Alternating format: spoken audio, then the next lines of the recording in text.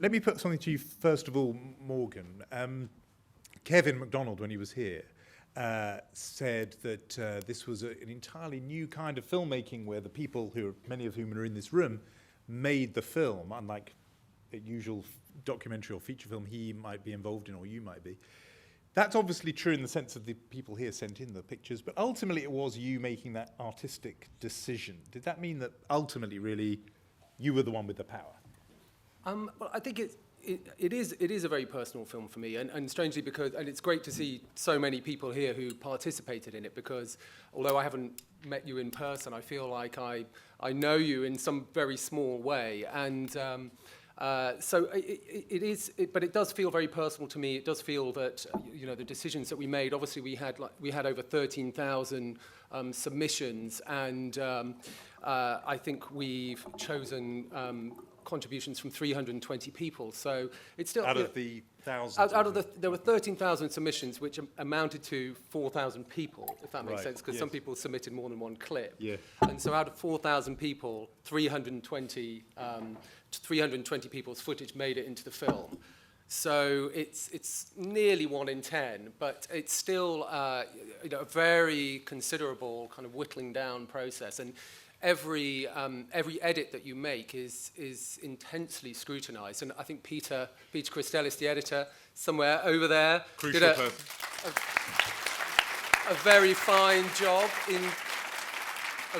job indeed, and put up with me sat next to him for a couple of months as well. And just because you mentioned the process, just give us a sense of the sort of effort involved. How many hours of pictures, moving pictures, were you and your team looking through? Well, it amounted to about 800 hours, which out of the 13,000 clips, because people were sending in anything from 10-second clips to 2 hours. So it amounted to about 800 hours.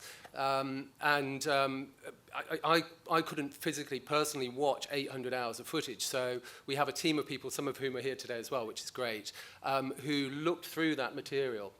And every day, I and Peter and myself would sit in the room with them, and we'd throw up the clips on the wall, projections, and we'd discuss them, and we'd talk about how we would essentially rate them in a way, and just a very simple system between sort of 1 and 5 stars. And essentially anything that was 3 stars and above, I got to see, and that amounted to about 250 hours. So I personally watched about 250 hours worth of stuff. And out of that, that was our kind of pool of rushes, if you like, and out of that we crafted the film. So Liza, let me put something to you about what you were looking for as the producer of the film, because there are some moments in there which are just great television. Did you feel you've just got to include it, or were you and the filmmakers always looking for things that told some larger story or spoke to some larger theme? I think we started that it's like making Life in a Day. You have to let the footage speak to you, in a sense. So you have to just watch it all and then work out what the themes are, really. And I think if you go with an agenda, it's the wrong type of thing for this sort of film. So I think that the great clips really jump out, and then you have to just try and join them up thematically. Oh, so sometimes you were thinking, that's just so good we're going to include it. I'm guessing that would have been one moment with the two children. Yeah, absolutely. And like the man with the cross, who's one of my particular favourites. Taking the cross for a walk. The cross for a walk. I like it when he says, because Jesus died for us on the cross. Not this one, obviously. That's a particularly choice moment. And Charlotte, maybe I'm caricaturing the BBC a bit here, but I'm wondering if you were sitting there sometimes saying, this is all beautiful, but have we got enough voices from Northern Ireland, Scotland, Wales? Have we got a good balance of men and women and ethnic minorities? Do you know what? Actually, the great thing about it, when you put the call out and it goes that broad, and actually the footage that came in, I think was really quite representative of Britain, of United Kingdom, But that would have been in your mind a bit. You did want to make sure it was Britain in a day, not just London in a day. I must say, I never felt the hand of the BBC encouraging me to because it was sort of there, wasn't it? Do that. Yeah, I mean, there's a natural balance that emerged. It was an endless process. I mean, the edit, I've probably spent more time in the edit than I normally would in a film, because actually every cut, every nuance, it was all so subtle.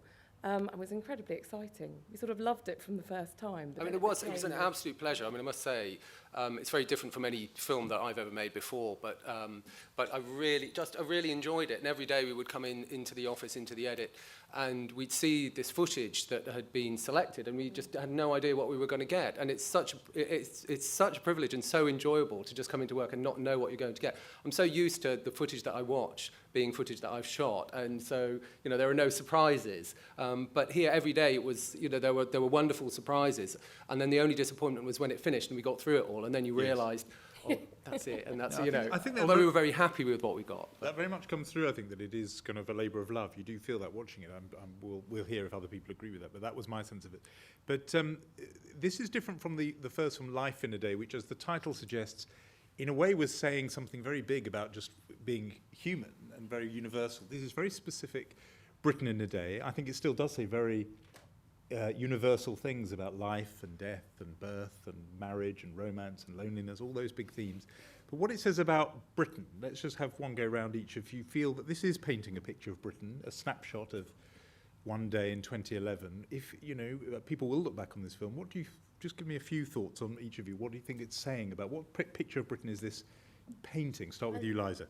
I think Morgan should start because he's the author of the film. Well, you're all the Such a team behind it. No, I think, okay, start with you, Morgan, and then we're going to Liza next, once she's had time to think. Well, I think inevitably it does capture a moment in time, and it does say something about Britain because there are so many contributors and it's the length and breadth of the country. So now what it says is open to interpretation, and I think, for me, it says lots of things, but it feels very familiar to me. So the people in the audience who shot this film, I don't know them, but I feel like I know them, and they feel like people I know, friends, family, etc. It feels very familiar. It feels like us. It feels like a portrait of us, and some of that humour in there. And I hope everybody took that well as well, because I think that's something to be celebrated, and I think it's humour that we all understand as well. It's indigenous, and it feels okay because it comes from us as well. So I think it says lots of things. I think it's an interesting time at the moment. If you'd made this film 10 years ago, well, yes, we'd just gone into Afghanistan, but 10 years into war in Afghanistan.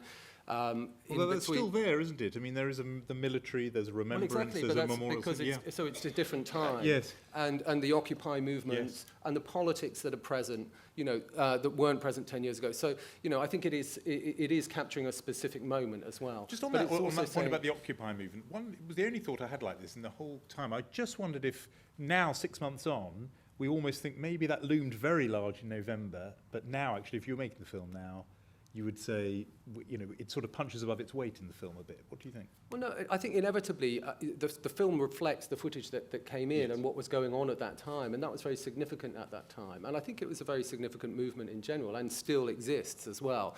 But also represents, it's sort of the end of, or it's one of the ripples, if you like, one of the fallout ripples of the financial crisis, and I think it's very important to represent that in the film because that is very, very significant in this moment. And that's right, But what's also interesting, and I suspect inequality would still come through in whatever way, perhaps in another iteration. But I think, that was quite a dominant theme, people's sort of observation that we're living in tricky times. And then somehow counterbalance. So even if it wasn't expressed through the Occupy protest, it would find another. I think so, and I think counterbalance with that is this. What really comes through to me is that yes, it's difficult times, but actually, I think the universal feeling that comes through is actually British people are, family is very important to us. And actually, despite everything, despite all the trouble, despite people's angst, despite people's concerns, actually, what's most important is family and relationships, and people are sort of, close to home. I think it's almost partly because of that, in a way, that people, because, in insecure times as well, we are kind of reflecting on the things that make us feel secure. And clearly, our careers and finances don't make us feel secure, so we're looking for things that make us happy. We're very aware of our happiness, our sense of happiness. And the footage was often, I think we all found it incredibly intimate because it was so confessional. It's like people are in their bedrooms or their, really intimate moments, and yet you feel they're sort of wanting to talk to us.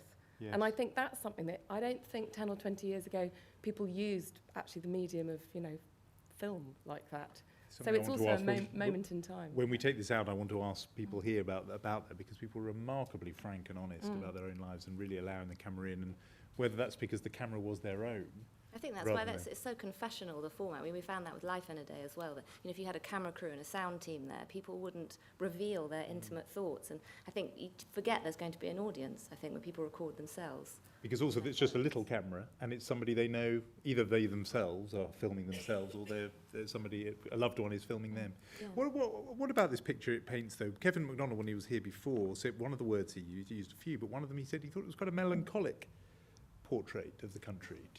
What do you think, Liza? I suppose in comparison to Life in a Day, there were probably more laughs in Life in a Day, but I think it reflects the British sensibility, really. I think I love people's eccentricity. I Yes, think that comes through quite and there is loud quite and a clear. lot of humour in it. Yes. But I think, British people... it's Yeah, I slightly don't know more- if I think I there's think a it's lot very of warm. I think there's a lot of warmth in it, and I love Life in a Day, and I think one of the things that was that we were blessed with in a way was that Life in a Day came before us, and they'd done such an incredible job with that. So it kind of really set the bar very high. Yes. But I think just the fact that it's focused on a single, well, on the nations, if you like. I mean, the other inner days that might be happening, that are happening. Japan in a Day, I know is happening. Directors up there somewhere, 2 directors, and I'm fascinated to see what that creates because for me, focusing on a single country is. It's not that it's more interesting, but I think you're able to create a more kind of succinct portrait, if you like, of a nation. Whereas we certainly if got you're that. doing the world, it's Yes, it's quite difficult. It's a bigger canvas. I mean, we certainly got that. The British attachment to our animals came through loud and clear, sometimes very intimate That was attachment. the animals do the funniest things sequence. Well, we which had quite a lot of that. I mean, and I embarrassed thought of. also just one thing I particularly liked was the little contretemps on the about the footpath, which actually in any other country I feel would have been properly angry and confrontational, but was incredibly polite. Where And slightly weird. it was slightly weird, but there was all this sort of repressed rage, which I thought was Yeah. very, very British.